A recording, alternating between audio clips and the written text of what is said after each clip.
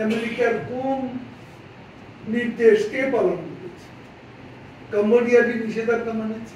তাতে কি হয়েছে? আমরা তাদের সাথে সম্পর্কটা ভালো রাখতে চাই, কিন্তু প্রত্যেকেরই আয়নায় নিজের চেহারাটা আগে দেখে নিতে। তাদের ডেমোক্রেসির চেহারা তো আমরা দেখলাম।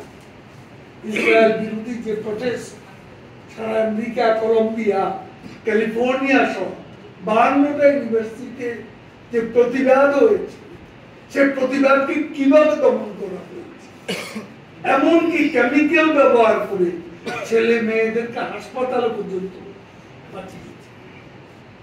তারপরে ইউনিভার্সিটির প্রফেসরকে পেছন দিয়ে রশি দিয়ে বেঁধে চেন দোলা করে তাকে অ্যারেস্ট করেছে। বলেছেন তিনি যে আমি ইউনিভার্সিটির প্রফেসর। তারপর এইটা তো তাদের মানবাধিকারের চিত্র, কে কার কথা শুনে। এখন তারা আবার ইসরায়েলের জন্য, যে ইসরায়েল গণহত্যা চালাচ্ছে, তাদের জন্য ইন্টারন্যাশনাল ক্রিমিনাল কোর্টকে নিষেধাজ্ঞা দিচ্ছে। কি দেখতে পান না? কাজেই এখানে তাদের গণতন্ত্র, মানবাধিকারের ছবিটা তো পরিষ্কার। এখানে তারা কি করলো, তাদের কথা কেউ শুনে? জাতিসংঘের কথা কেউ শুনে? ইসরায়েল পর্যন্ত জাতিসংঘের একটা প্রস্তাবও মেনেছে।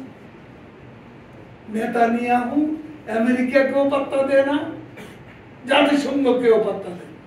আমরা তো অনেক ভদ্রভাবে কথা বলি। এ বিশ্বে তারা একটা বড় শক্তি এবং তাদের সাথে আমাদের সম্পর্ক আছে। এই সম্পর্ক তারা এগিয়ে নিতে চায়। আমরাও বন্ধুত্বপূর্ণ সম্পর্ক, আমাদের অনেক ঘটনা থাকার পরও আমরা বজায় রাখতে চাই। সম্পর্ক আমরা নষ্ট করতে চাই না। তাদের যে ওয়ার্ডার, তাদের আপন মানুষ নেতানিয়াহু মানে কদিন হয়ে গেল আছে, সে বলে দিস ওয়ার লেড এটা আনটিল হামাস ইজ ডিস্ট্রয়েড, তার আগে দিস ওয়ার ক্যানট এন্ড।